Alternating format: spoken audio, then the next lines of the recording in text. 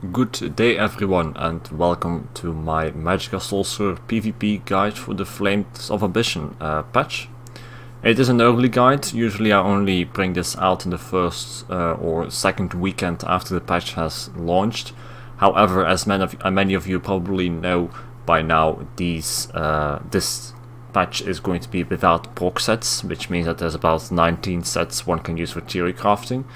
And MagSorc is doing pretty damn well, I must say, in these in this patch because of that.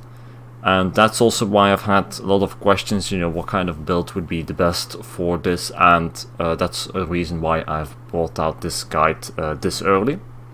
Now, before I get into the actual build, I do want to say that everything I am about to tell you, you can also find in written format on eso-pvp-builds.com/MagSorc. I have builds for that for every class on that website, and now I'll be going over MagSorc, my main, of course. For the sets, I'll just jump straight into it. The most stat dense for MagSorc setup you can get is 5 Crafty Elfique in combination with 2 Trainee, 1 Swarm Mother, 1 Domia House, and 3 Ancient Grace. This setup is simply the best in terms of stats that you can get for Magic Sorcerer, and is what I will be running throughout this entire patch, assuming that ZeniMax will not change anything, of course. It is excellent on maximum magicka. The max health is pretty high as well. The maximum stamina will be just above 17k. I'm just missing out on the last level of a champion point passive that will push it over that 17k mark. The regenerations are also good despite not coming from the sets. There are other ways to get to that. And the spell damage is high, but then again it is always high in this patch with the buffs that ZeniMax has done to it. Now to go over the details, the traits on it are going to be full well fitted. This is, my example of the roll sorc. It is something that ZeniMax has heavily buffed through the champion points, and also in the non proc set patch that we are dealing with. This is the most viable way to run a Magic Sorcerer, so that's why all the well fitted. The critical resistance is 30%. Much of this will come through the base crit resist, of course, and then the champion points as well, but that will be for in just a bit. On the jewelry, I have 2 infused enchantments and 1 arcane. This is how I get my regenerations on point. As I said, it's a roll dodge build, so you need a decent amount of stamina recovery. On the weapons, I have a defending back bar with the escapist poison. This is pretty important to the build too, by the way. The movable that this is going to grant will be a big boost to your CC immunity uptime, which is nice to have in itself, as well as the root that it will do to the enemy. But with the CP passives that we have in this new champion point passive, you will see me returning to that. It also grants you quite a lot of additional bonuses. On the front bar, I have a sharpened Inferno Staff, a staple, with the enchantment being either a Shock Glyph if you want to invest more in damage, or a Magicka Regeneration Glyph, the Absorb Magicka, should you be lacking Magicka Sustain. Now for the race, there are 2 main options for Magic Sorcerer. As always, there's the High Elf, there's the Breton. The only difference is that on a High Elf I will have this Magicka recovery enchant here on the arcane necklace. On a Breton I will have a spell damage glyph here. Now that I'm over the gear specifically, I do want to mention that there are 2 specific ways that you can play a Magic Sorcerer in this patch when it comes to healing. Either you're going to heal through Healing Ward with the Resto Staff, of course, or you're going to be healing through Critical Surge with the Ice Staff or a Resto Staff or a Sword and Board. It's a bit of a to each their own matter. There are benefits for both, but I will just quickly explain to you what the difference is between the 2.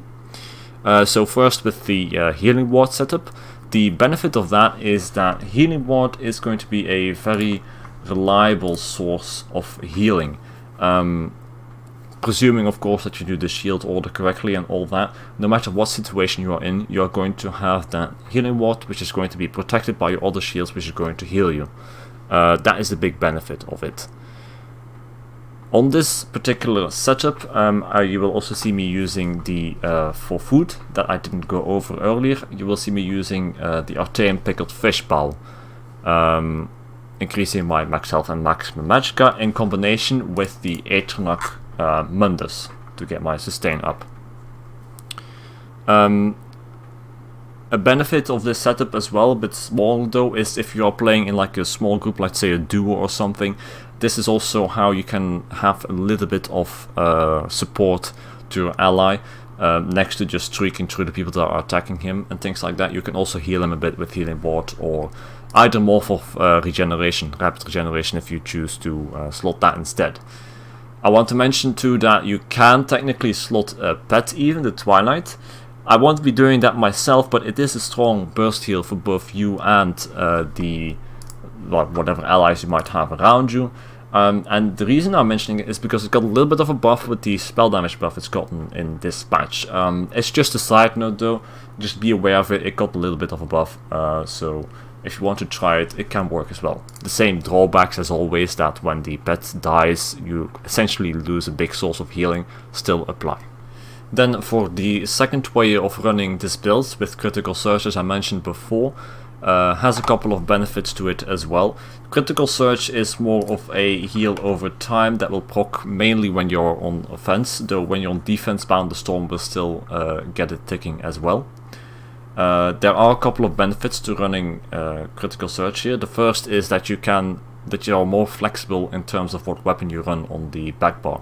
You can have a sword on board, which is what I prefer to run here, because it is like the tankiest back bar weapon for it.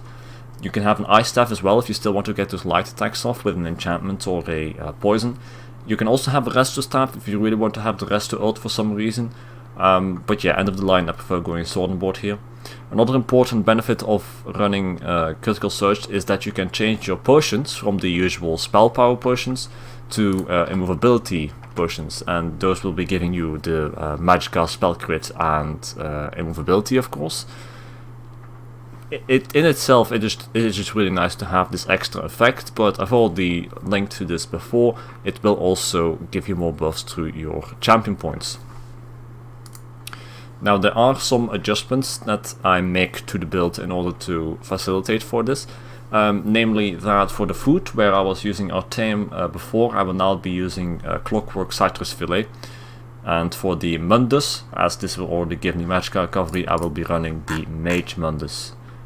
Now why am I doing this? You can see that the stats are very similar to what I had before in the first version of this build, except for one thing, the health recovery, which is now noticeably higher. Now why is this health recovery so important to have here? As I mentioned before, Critical Surge is mainly a heal over time, it is not an instant burst heal, and thus it is nice to have that health recovery on top to just basically increase the heal over time you are getting. Healing Ward in itself will be enough healing to not ever really notice that increase in health recovery, but with Critical Surge it is nice to have, which is why I switched to this specific setup. Now when it comes to the difference between those two, I've said at the start of the video, it's a bit of a to each their own thing. For me, you will most often see me running the version with the Healing Ward as main heal and the resto staff.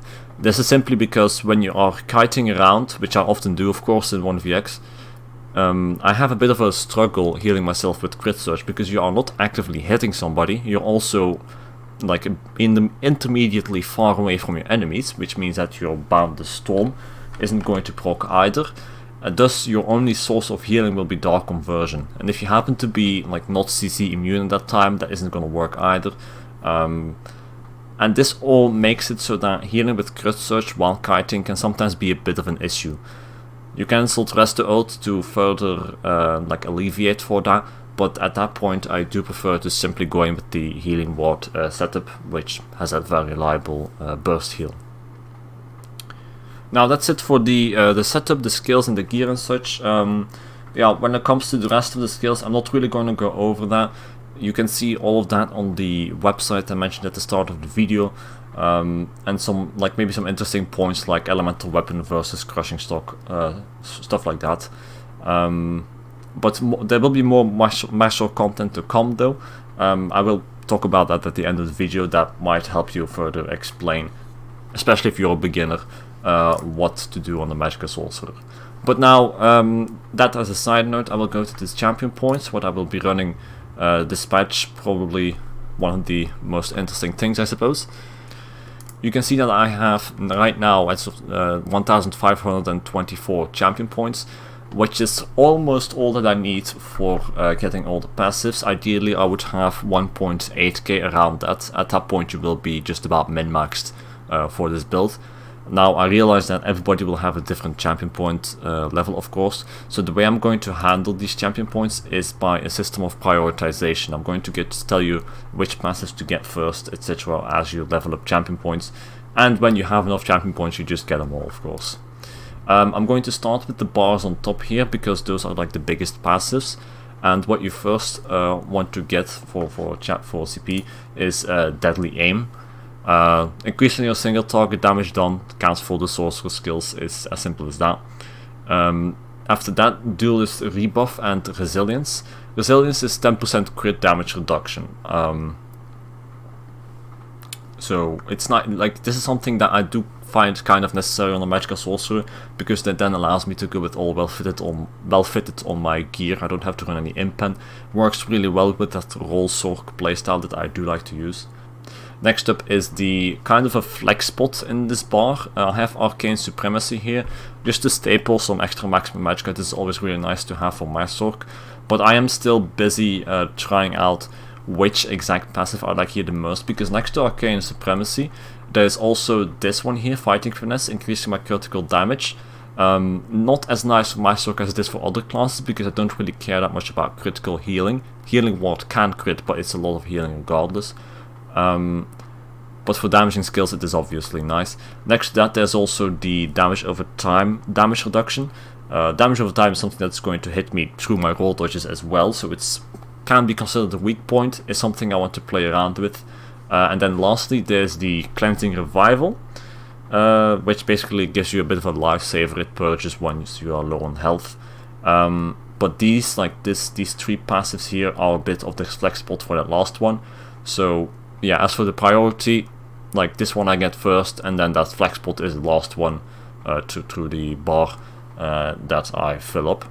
Now for the yellow stars, the non-slottables, I do have a sort of hierarchy in that as well, which are important to get first, and one that immediately jumps in the eye here is Eldritch Insight, the maximum magicka, a staple, good to have in any case.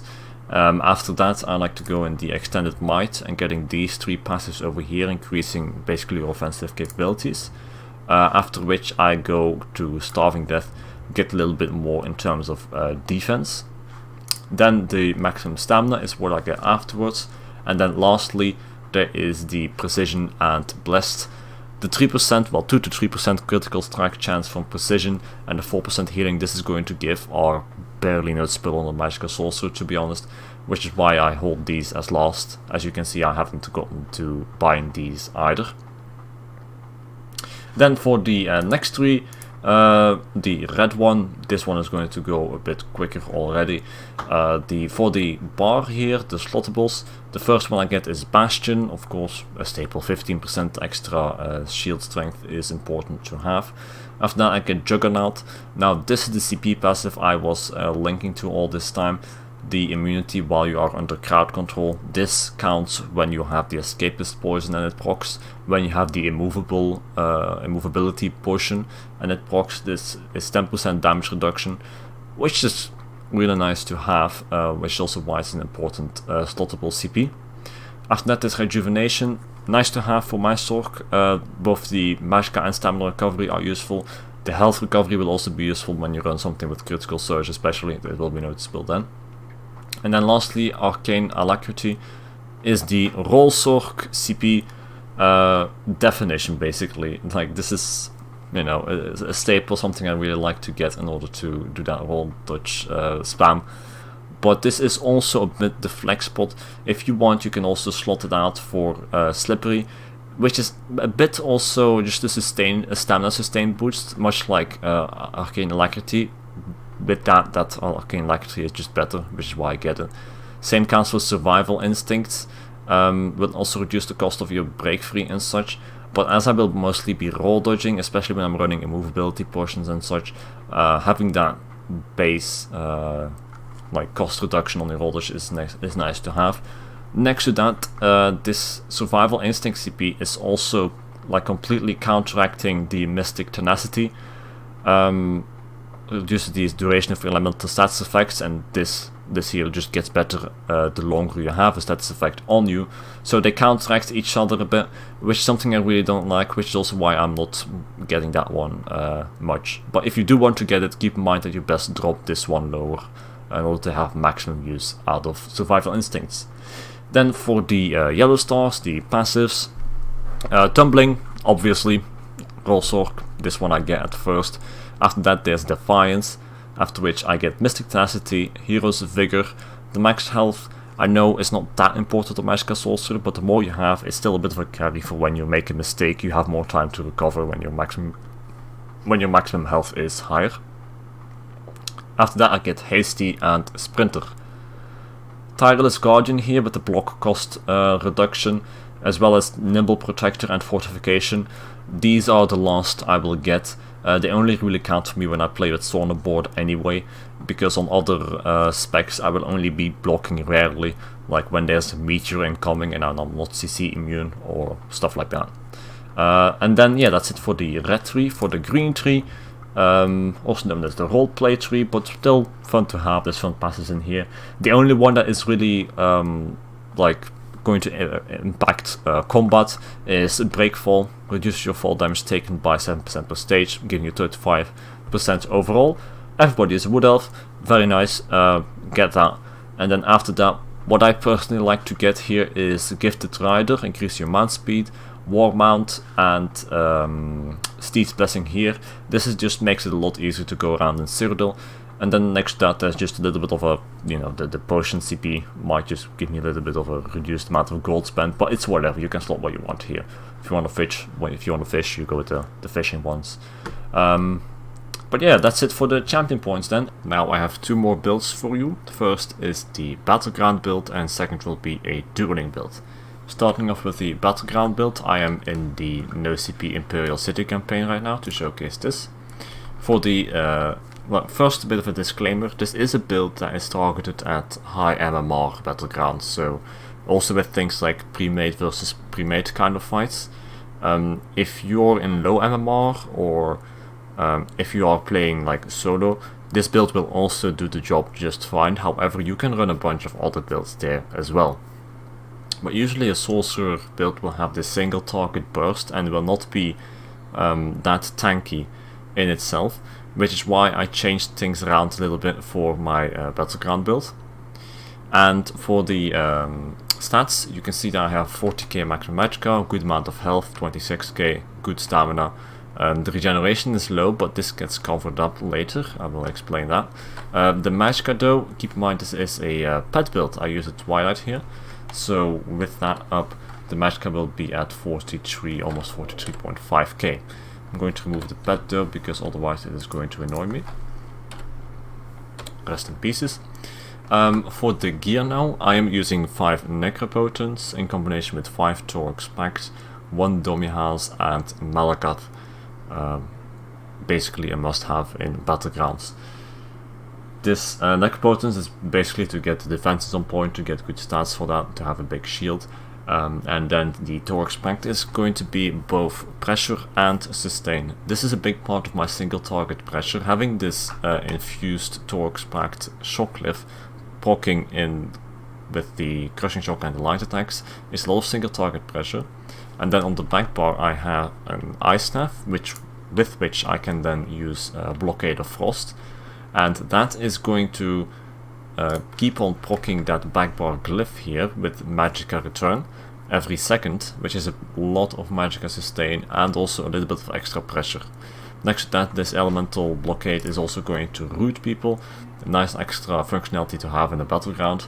Having this in combination with that AoE avoidable stun that Streak is really nice to pressure down an enemy group with, without yet dealing a whole lot of damage. For the traits, I have 1 reinforced on the Cuirass, It's basically 1% overall damage reduction, which is nice to have compared to, say, Impen, which is like 2% crit damage reduction.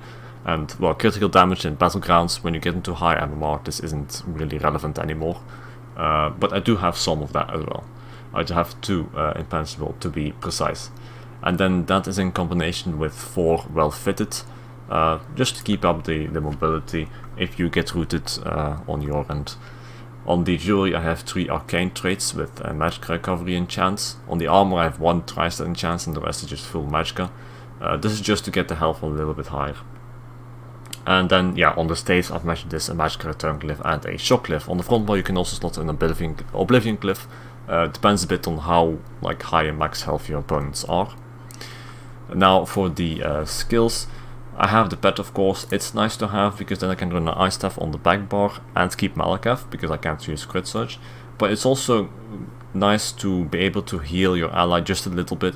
It's not your main point of this build, but it is nice to have just that little bit of extra healing.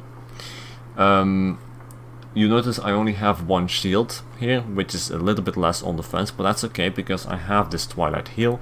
I have a lot of cross healing in the Battleground, and I am also in 5 heavy armor here, making me quite a lot more tanky. Then the backbar ultimate is Icy Rage. This is basically when I see an enemy group, which is often going to be a pre-made, storming into a certain location, especially when it's all in tight spots. I like to put that Icy Rage down together with the Blockade of Frost and then streak through them.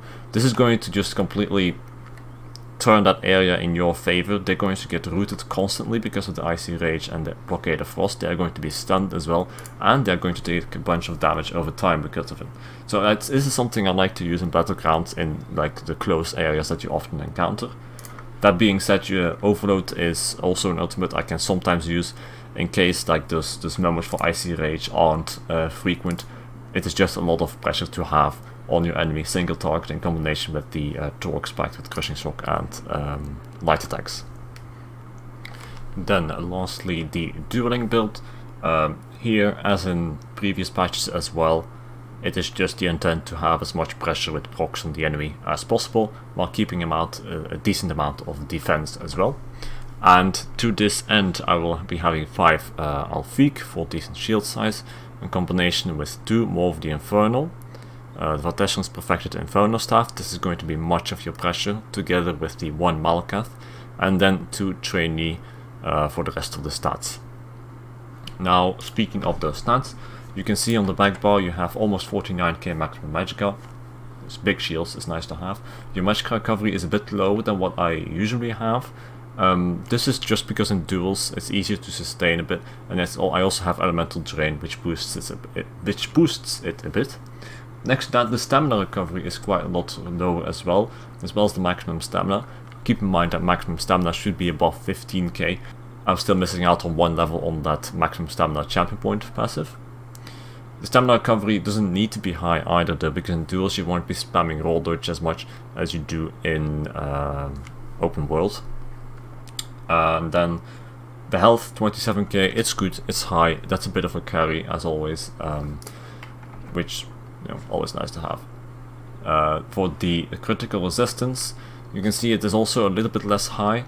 I do still have here 3 impenetrable on my gear in combination with 4 well fitted. You can drop the critical resistance even lower if you want, depending on your opponent, because many people in duels are not going to be critting. Malakath is meta for it.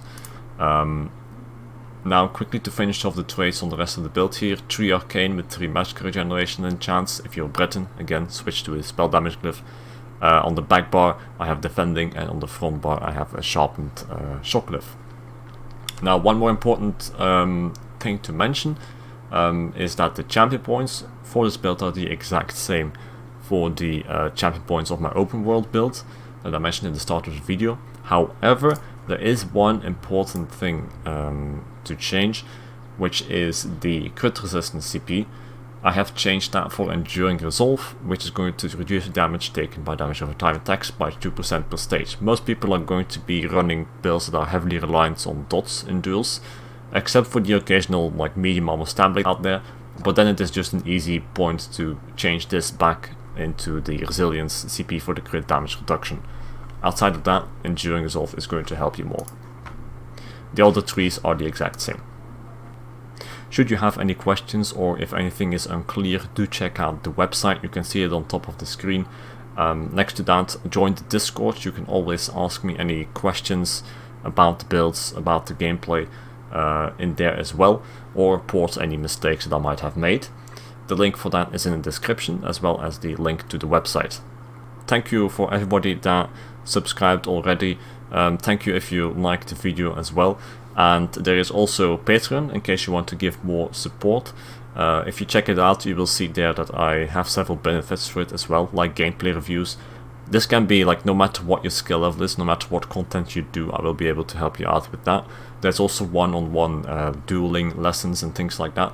So if you would go check it out, I would greatly appreciate it. In any case, I hope this guide has been useful for you. I'm going to have a lot of fun on my MagSorc, that's for sure. It's a really nice dispatch, and I hope you will as well. Thank you for watching, and see you next time.